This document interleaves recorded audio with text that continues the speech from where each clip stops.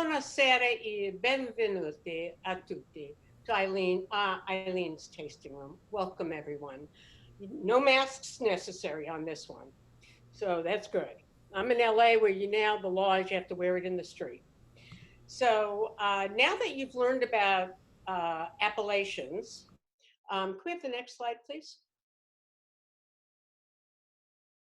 Now that you've learned about appellations, this is why it's important, because when you know an appellation, you have a pretty good idea of what you're going to get in wine. What I have here are two wines. The one on the right is Italian, and as you can see, it says DOCG on the neck label, and that guarantees that this particular wine, Brunello di Montalcino from Tuscany, is going to, it has adhered to all the very strict rules and regulations, and they guarantee its quality.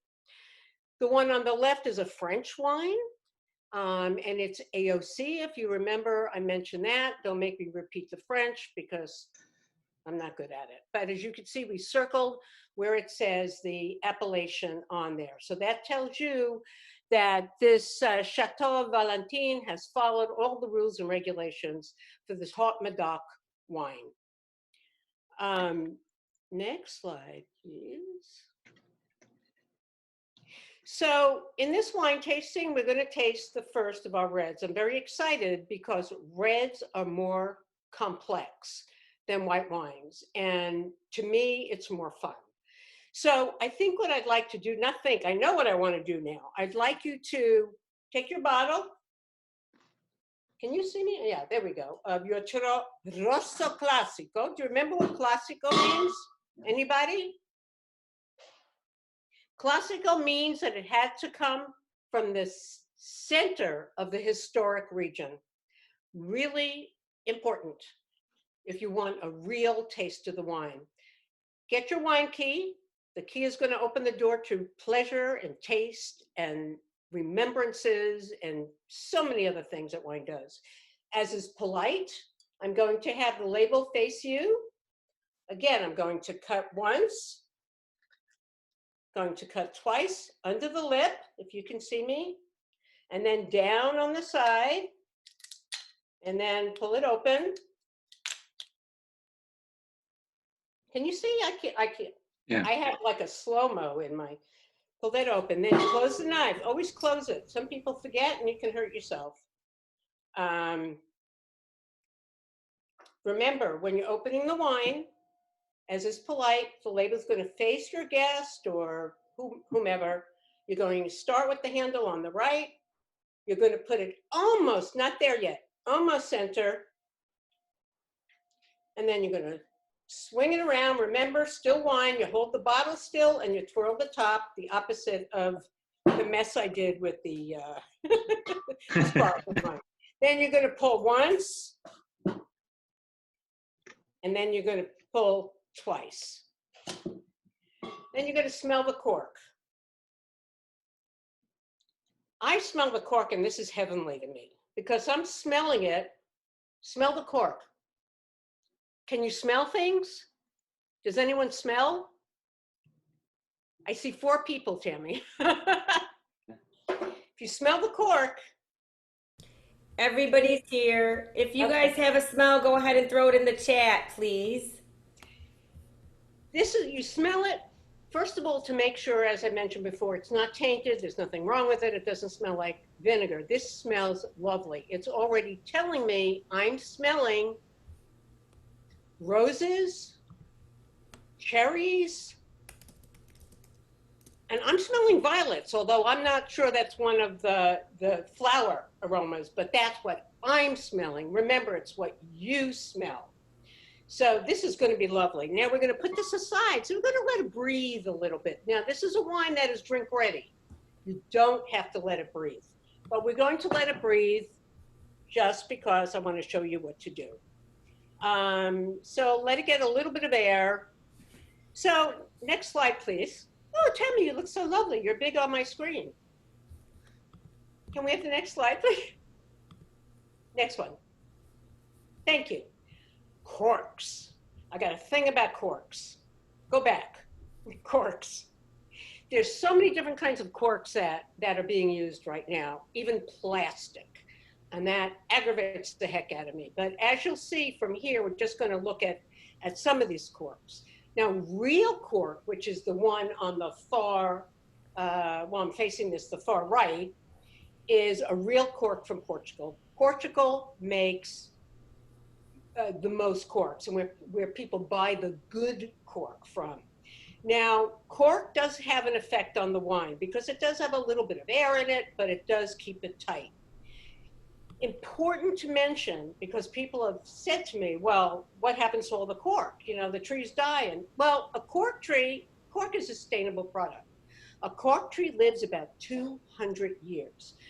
After it's completely stripped of cork, it'll make about 4,000 corks per tree. It'll start growing again, and then another couple of years it'll be ready to strip again. So it's got a long life, and that's quite sustainable, 200 years. So as I mentioned, it's considered the best of all the corks.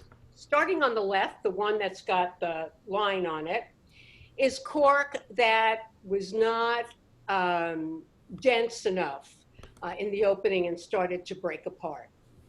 The second cork is, it says here, colmated. I would say, for someone who doesn't really understand these things, more like corrugated. Like you have corrugated cardboard, this is like corrugated cork. And that bothers me when I see it too. The next one that's got a line is a lower quality of cork, just by the way it looks, likely to break in the bottle. The next one over, some cork manufacturers bleach the cork so that it'll look like real cork. I don't want that in my wine. So I am a real fussy person about the quality of cork. All of my wines are made with real cork.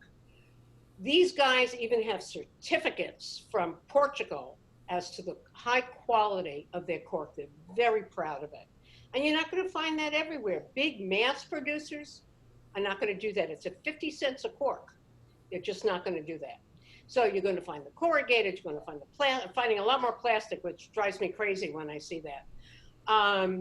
So that is something that is very important to me.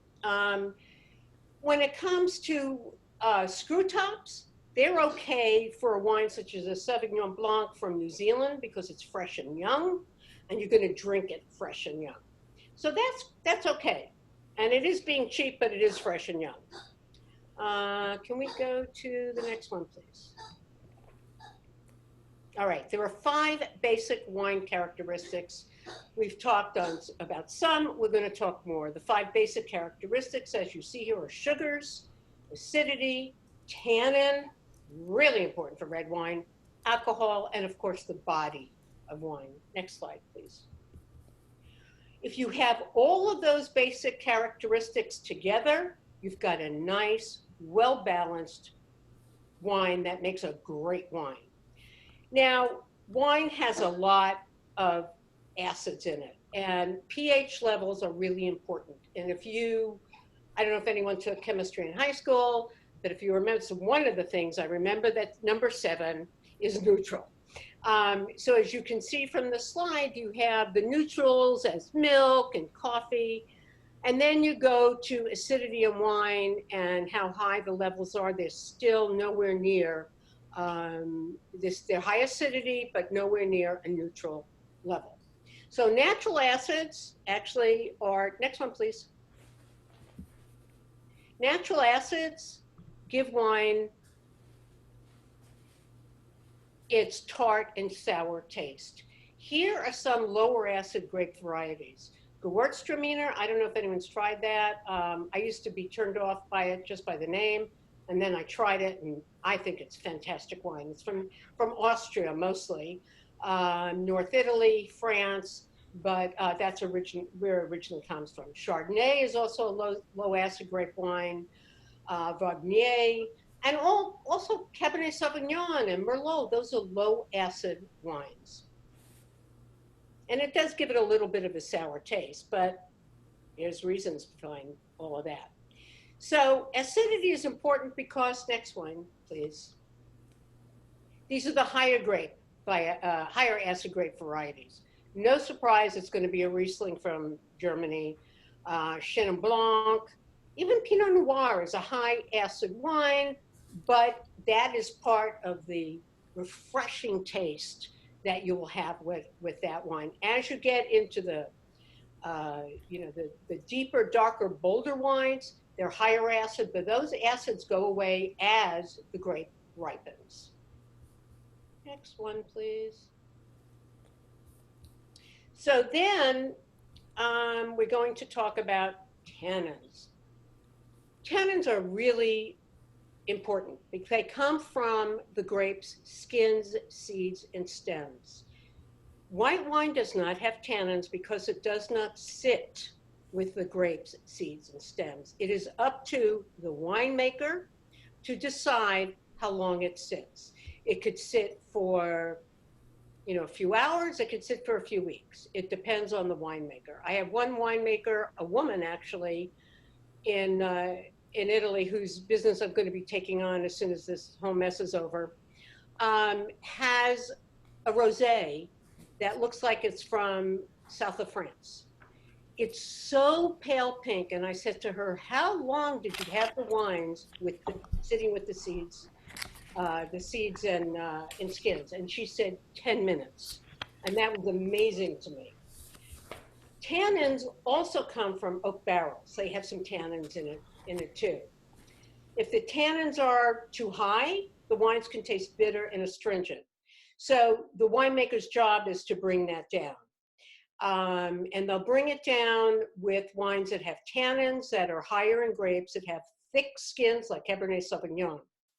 Tannin is a naturally occurring polyphenol that's found in plants and seeds and barks and wood and leaves and fruit skins of all kinds.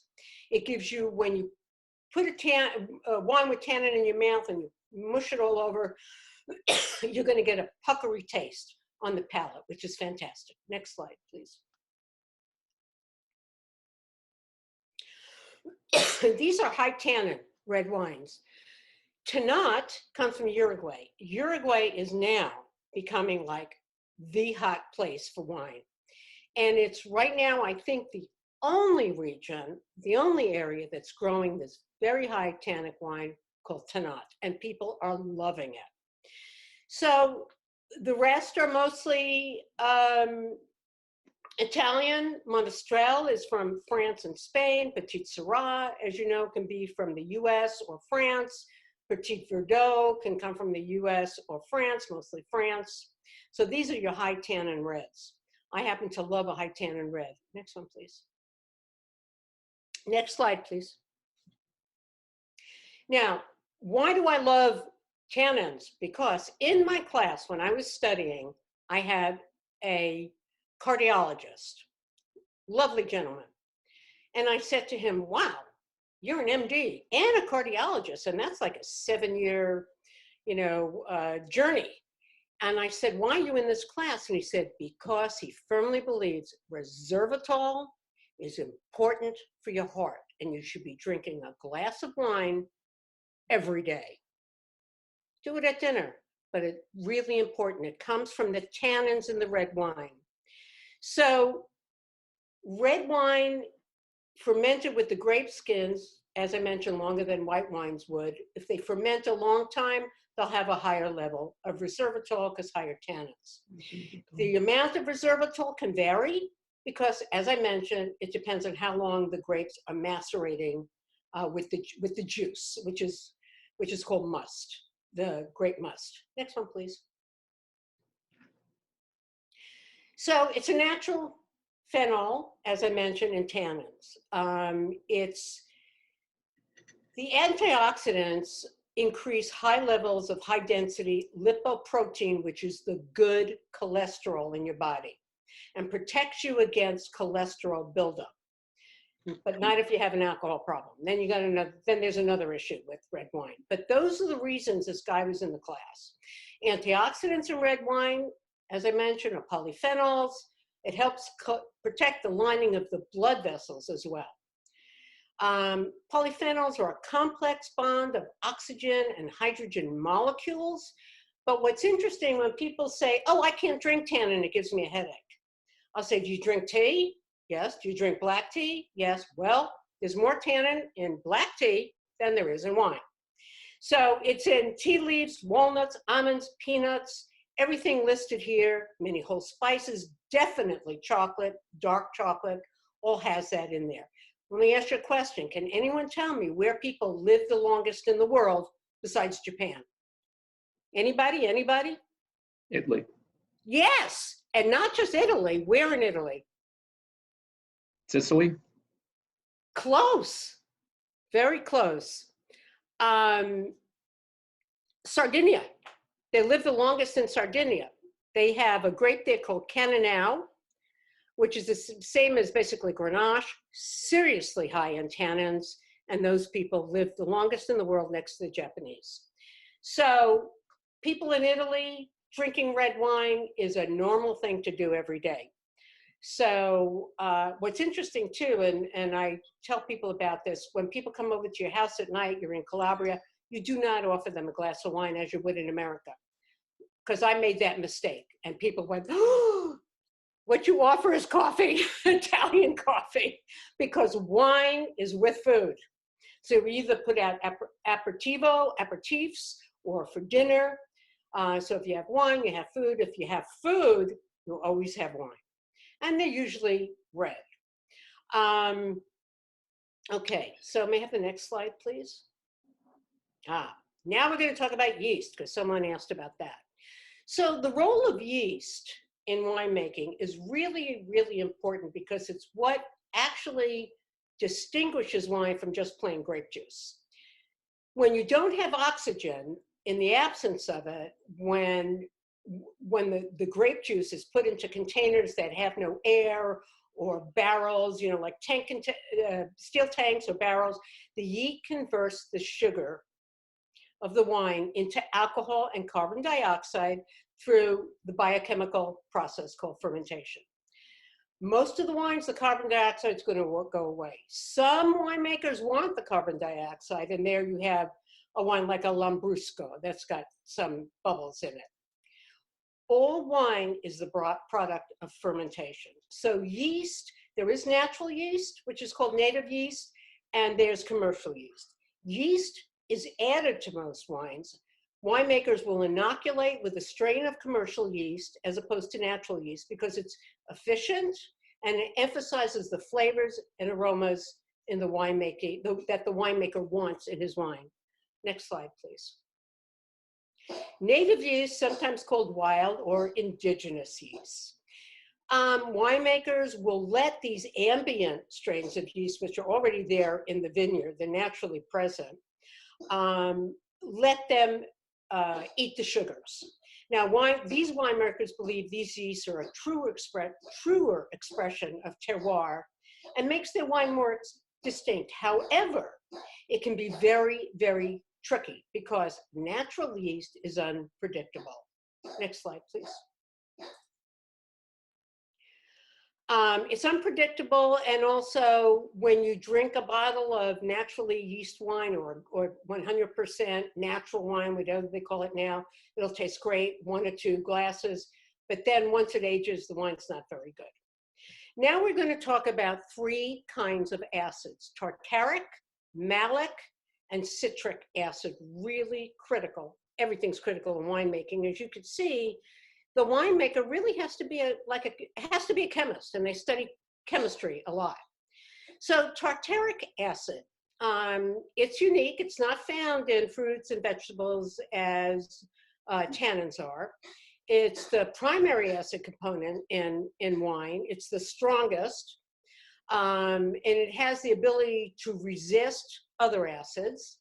But as the grapes stay on the vine and mature, this particular acid decreases. Very ripe grapes don't have a lot of tartaric acid. In hot climates, vines use the tartaric acids to breathe. They get more air from the tartaric acid. Now, acidity, any acidity, is at the highest level of these guys before the start of what's called veraison. That's the onset of the ripening. That's when the berries start to change color and become wine grapes.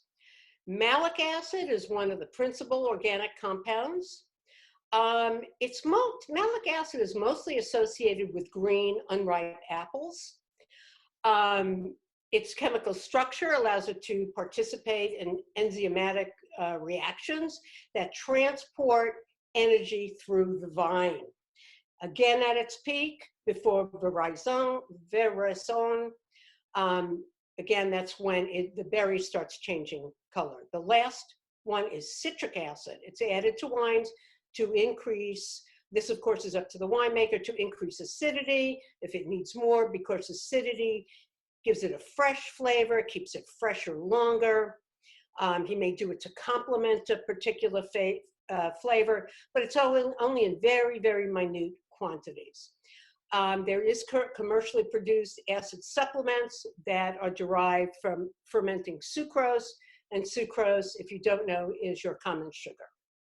Next slide, please. Malolactic fermentation, also known as, AKA MLF. Now, this is a process where the malic acid, which is tart, converts to a softer, creamier acid called lactic. If that sounds familiar, yes, because it's found in milk. The process reduces the acidity, if the winemaker, how much he wants to or she wants to do. A lot more women winemakers, and I'm so happy. It also releases some CO2, but that will later dissipate depending on the winemaker. The bacteria in the wine convert the malic acid into lactic acid. The bacteria behind this process is found naturally in the winery in wine cooperages, and the cooperages are what makes oak barrels. So the whole process of MLF is to soften it so that it has a nicer, smoother taste in your mouth. Next slide, please. So, I thought we did some of this. Anyway, malolactic fermentation begins when the fermentation of the wine, the regular fermentation, is complete. This will take another 4 to 6 weeks to finish. As I mentioned, wine of very, very nice palate feeling. All red wines go through MLF, some whites, Chardonnay, like in California. They'll do that.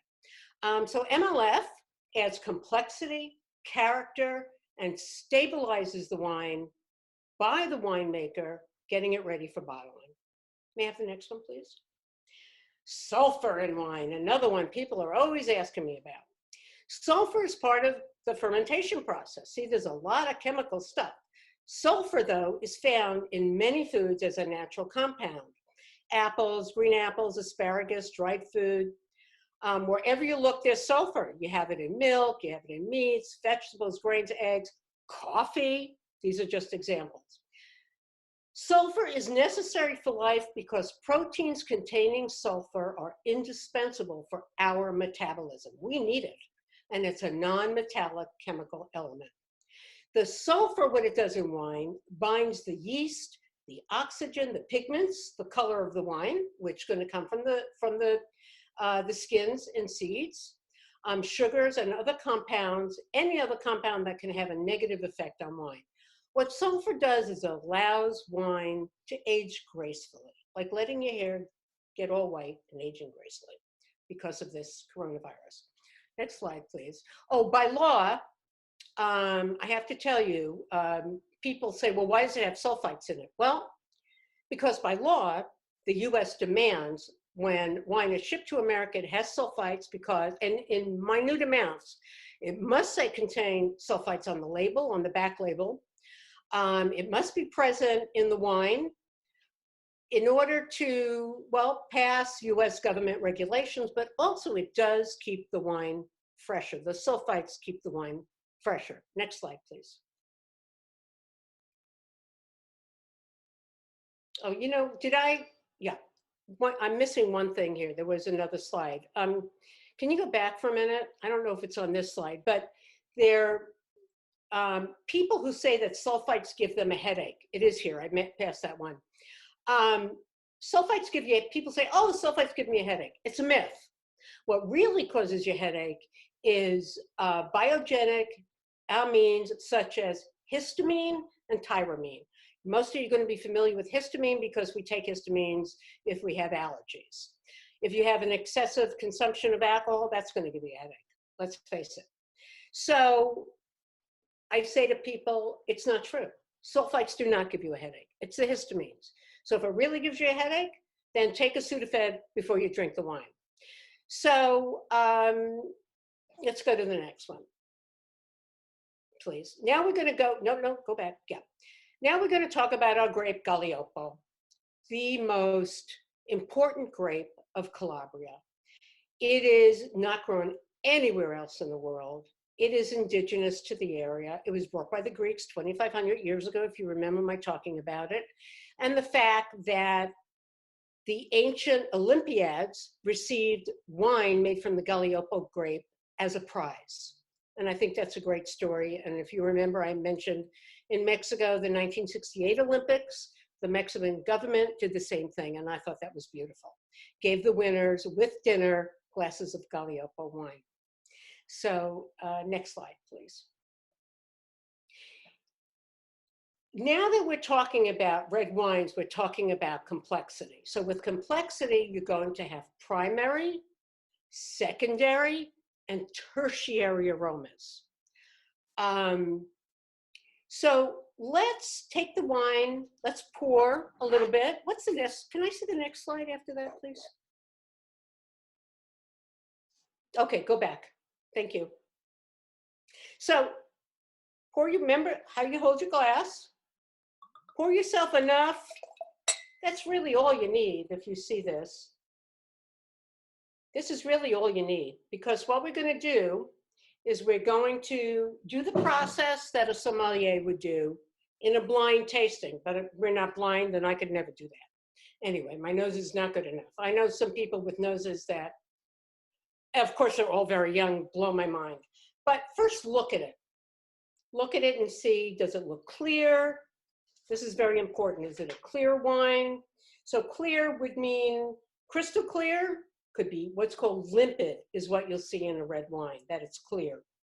Now we're going to look at the color. Take a piece of white paper and look at the color. And the color on this one, does anybody want to tell me what they see? Here are the four red colors that would be in a blind tasting. Purple red, ruby red, garnet red, and brick red. So what do you see here? Anybody? You get a guess. Anybody want to guess what the color is? This to me is a ruby red. Then we're going to swirl it around. We're going to look at its legs. And how fast do they go down? Are they fast? Are they slow? This is kind of a little, you know, it's consistent, but I would say it's moderately consistent minus. So it's not fully moderately consistent. It's because it's only 13% alcohol. So it's really not that high. So a 13% alcohol bottle, I like because it's a very balanced wine. Now let's take a quick sniff, not a deep one, a quick sniff. Remember what you smell. Now, would you say that that had an intensity? Is it intense? Is it moderately intense? Is it barely intense? Moderately. Very good. To me, this is moderately, maybe, yeah, this would be a moderately intense. So now we're going to, you took your first whiff to give you an idea of what's there. You smelled the cork. Now we're going to swirl. Sniff. Stick your nose in there. Swirl. Sniff. Now you see people doing this all the time, right? And you wonder, why do people do that? Because they're looking for the different layers of aroma. Wow. Can anybody tell me what they're smelling? Remember, nothing is incorrect. If you guys want to unmute yourself, you're welcome to do that. You're typing if you want to do unmute. I hear red berries, cherries. Excellent. Now with cherries, is it dark cherries or red cherries? Very important. Denise, and also prunes. Could be some prunes, but that's but definitely. Do you smell dark cherries or red cherries? Dark cherries. Dark cherries. Yeah. I smell red. That's very important. The difference. I smell red cherry. You smell dark cherry. See, nobody's right, nobody's wrong, really. I smell some currants, black currants. I smell some, and these are all the primary. Primarily, you start with fruit. So now we're doing fruit. We got cherries, we got plums, we've got pomegranate. Currant. Now let's go to secondary aromas. Keep swirling though. Swirl, swirl, swirl. Oh no, we're still in primary. I'm sorry, we're not going to secondary because we haven't done flowers. I'm getting confused. Tell me what flower you do. First you do fruit, then you tell us what kind of flowers you smell.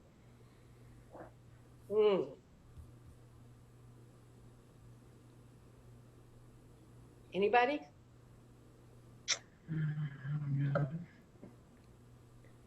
No? No flowers? How about roses? Red roses?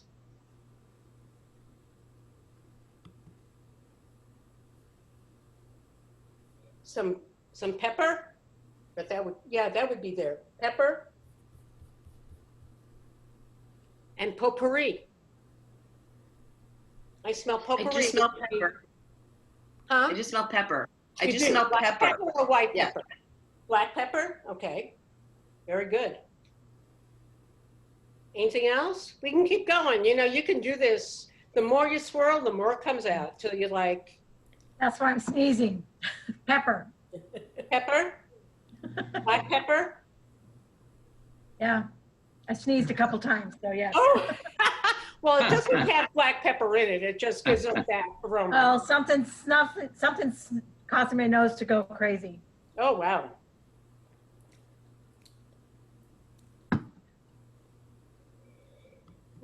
I smell those red roses are coming at me right now. Does anybody smell that? I'm not getting it. Keep swirling, swirl, swirl, swirl. The more you swirl, the more the aromas will come out. Neither. I'm not smelling roses. But you could be smelling something. What do you smell? Do you smell patchouli? No. I think I'm still really smelling the cherry. The red cherry or black cherry? Okay, that's your predominant aroma for you. Yeah, me too. I'm smelling the roses, definitely. Mm-hmm. Some type of flower, yeah. There's all kinds of flowers that you could smell. The secondary aromas are going to be things like what you smell mostly. You could smell crushed rocks, mushrooms, potting soil, slate, tar, volcanic rocks. That all comes from the terroir. Tar. I definitely I Good. smell tar. Okay. Got some good noses here. We've had a lot of practice. Well, you know what? You've had a lot of practice? Yeah. Ah, good, good. So let's go to tertiary aromas now, because we're now going to go to the third layer. Do you smell things?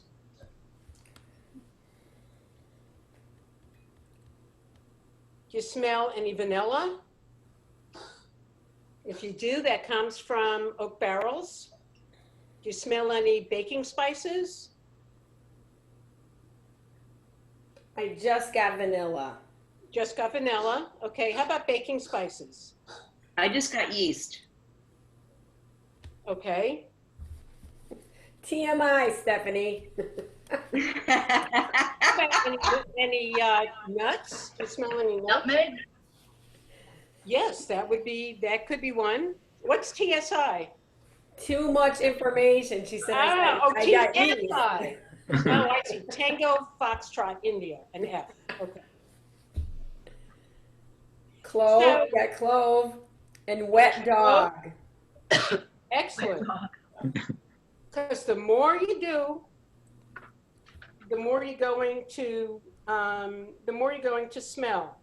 How about wet leaves? Does anybody smell wet leaves? No. I got a wet dog, so close.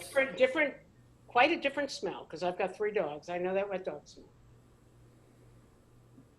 It's got like a musky.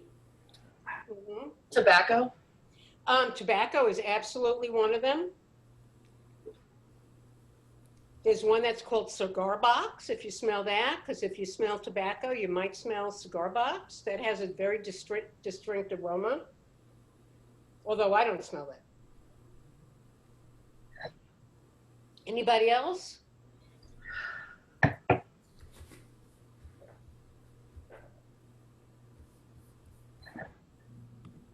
Yeah, definitely cloves.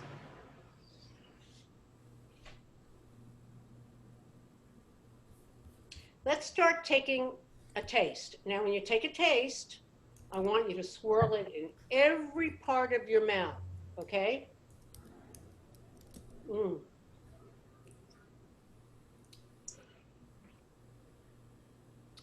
You want to feel it on your gums. You want to feel it on your tongue.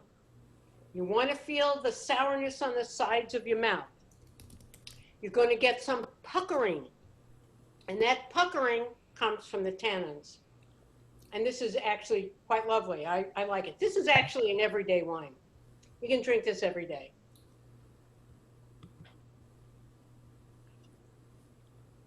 Mm.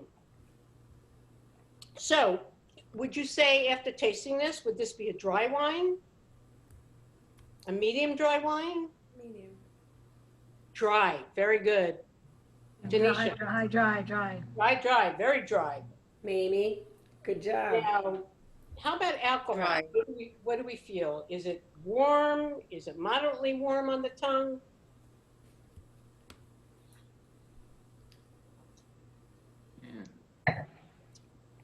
This is to me It's feeling moderately it, warm. Barbara. Does anyone feel that? Can you feel the alcohol? You're going to feel it from the mid palate to the back of the tongue. I agree. I'm sorry? I agree. Yes, I feel it back there. Moderately. Okay. How about acids? Do you feel acids in here? Do you feel a crispness in what you just tasted? Does it feel like it's barely crisp or moderately crisp? Bitter. Okay, Bitter. I think this is bitter. Well, it's really the crispness. That's the acids. And this to me is kind of moderately minus. The tannins. Now let's try the tannin. Now we didn't do tannins before because we had white wines. Here are the levels of tannins. Flabby, this is not flabby. Barely tannic, moderately tannic, tannic, or astringent. Mm-hmm. Does everybody know what that means? Maybe you could talk about those tannin Yeah. sensations. So if it's flabby, it means you don't really taste it. It tastes like it's dead. If it's barely tannic, you hardly feel it. Moderate is kind of what you want. You know, it's a medium level of feeling the puckering in your mouth. What puckering do you feel? It's the puckering feeling. If it's very tannic, you're going to go, wow, that's good. At least I would anyway. So the structure of this wine is actually medium bodied. When we look at all these things together, or let's do palate intensity, how intense is it on your mouth? Is it moderately intense, barely intense? Well, we've all been moderate on most things, so this would be probably moderately intense. You don't drink and go, whoa, you know, the tannins are puckering me. So the tannin quality, I think, is a firm tannin. There's different levels of those as well. The state of evolution of this wine is it's ready to drink. Now, do you feel that this is a balanced wine? Do you feel like it's even between all the things we talked about? Everything was in the moderate range, so it should be a nice balance. Yeah, Did you balanced. feel that? Good. Again, an everyday wine. Are we on the? Can we go to the next slide, please? Or Sure. thank you.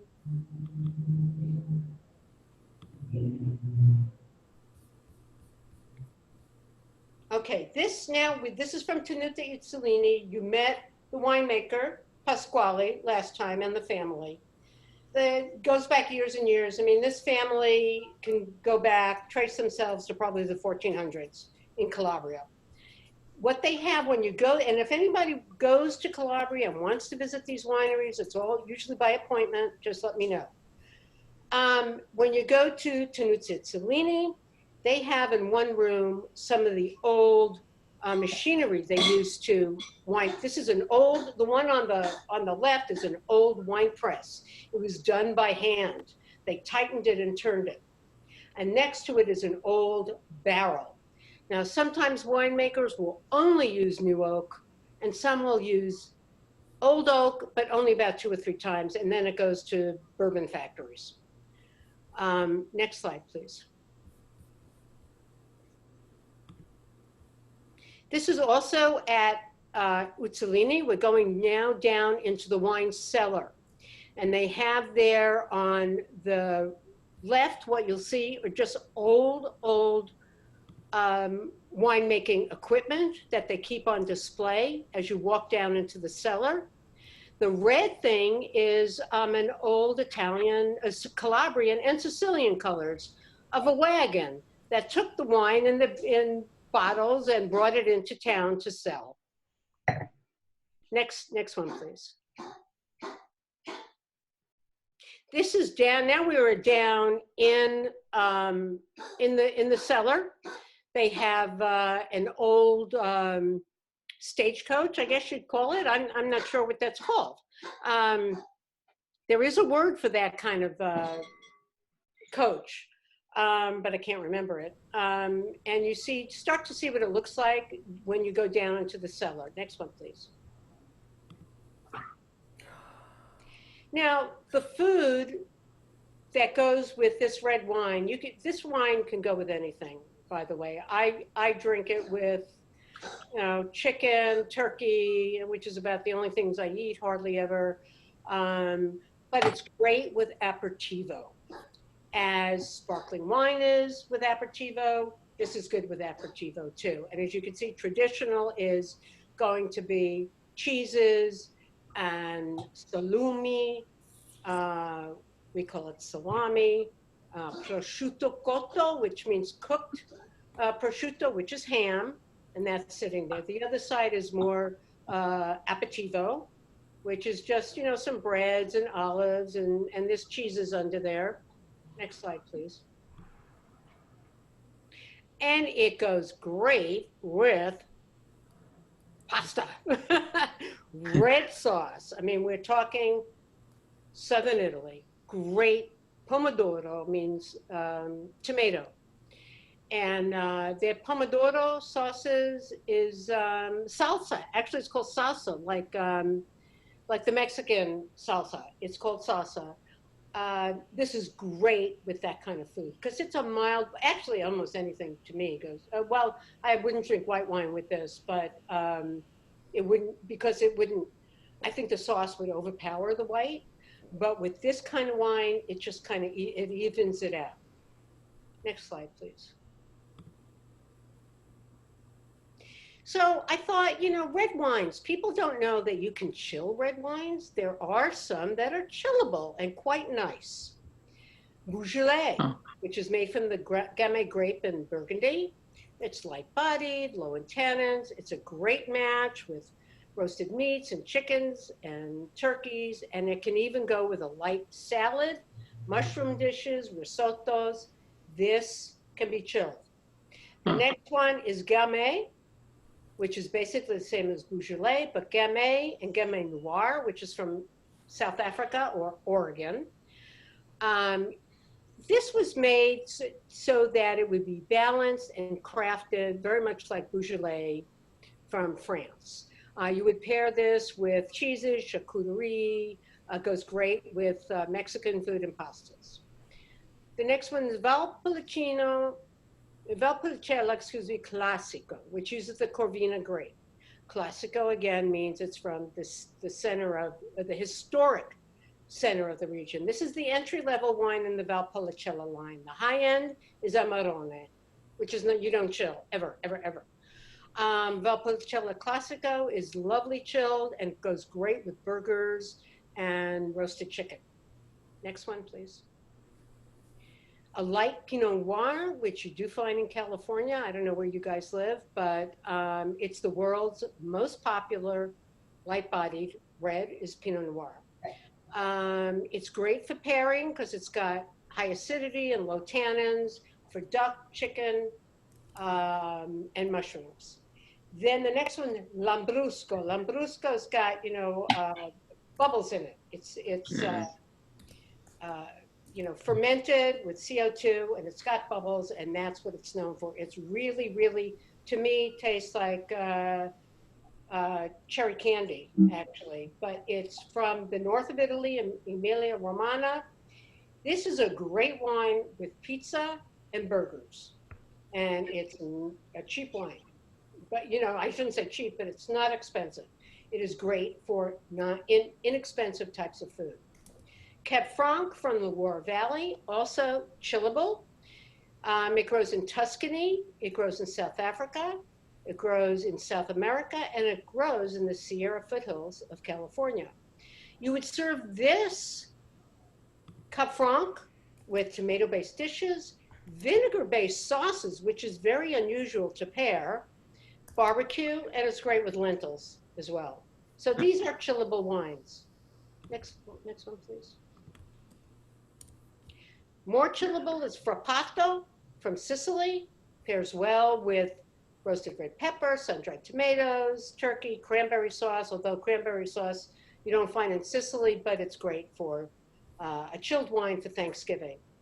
And then the last one is Dolcetto. When you see CE in Italian, it's a ch. When you see CH, it's a k. So this is Dolcetto. So it's grown in northern Italy in Piemonte or Piedmont. And the name Dolcetto actually means little sweet one, but it's not necessarily sweet. It's typically tart. It's got a lot of black fruit flavors like black cherries and black plums. It's a classic food wine that goes great with rich foods, meats, vegetable dishes, roasted tomatoes, eggplant and garlic, which is, something you eat a lot, especially in Calabria. Eggplant is like almost at every meal and it just floats on. Next, so these are the red wines you can chill. People think you can chill red wines. These you can chill. This one we tasted today, I wouldn't chill. I wouldn't even put it in the refrigerator if I'm not going to drink it. I would close it up really well, suck out the air with one of the things with the pumping thing I showed you. It'll last a day or two. Next slide, please. But always keep it in a cool place, a cool, dark place. Next slide, please. So this is Tropea. Now, Julia and I both read different articles this week that said the #1 most unknown, most beautiful hidden away beach in the world is Tropea in Calabria. It is so amazing there. I've been there many times and I'm always in love with it. May I have the next slide, please? Hold on a second. It's beautiful. I'm like a sergeant. Wow. Okay. A buck sergeant. Next Okay. slide. So the next slide again is Calabria, but I wanted you to see where Tropea was. If you look on the right-hand side is the Sea of Ionia. You see the Cirò Marina, Crotone, Those are the places our wines come from. The other side, which is only about an hour and a half drive, from Crotone through Tropea, you have to go through the mountains to the other side because it's all mountainous, all the way down. It's such an unusual geography with 3 mountain ranges all the way down and seas all around it. So you see Tropea, very close to Sicily, Messina, Sicily, Vibo, Valentina, which is a big appellation. The very bottom of Italy is called Reggio Calabria, is Tropea on the sea, the Tyrrhenian Sea. You see how beautiful it is. And you'll have Sardinia, well, you can't see me point, but Sardinia, see where it says Stromboli, that's a little teeny island. But going a little north and then going a little west is where you're gonna find Sardinia, where they live the longest in the world, except for the Japanese. So that's Tropea. And you can't miss it. You have, it's now that we both write it in different articles, people are going to start going. So anyway, next slide, please. So I'm very excited because next week is Lacchino. We are going to market this and name it the first ever Super Calabrian. You've heard of Super Tuscan. A friend of mine who is a wine educator and a cognac specialist, she's very, very well known in French wine and Spanish wine. She tasted this and she said, this is like, because it's a mix of 2 grapes, this is like a Super Calabrian. And I said, oh, can I use that? And she said, of course. So we're going to be marketing the first ever Super Calabrian, and it's going to be this one. So that'll be next week.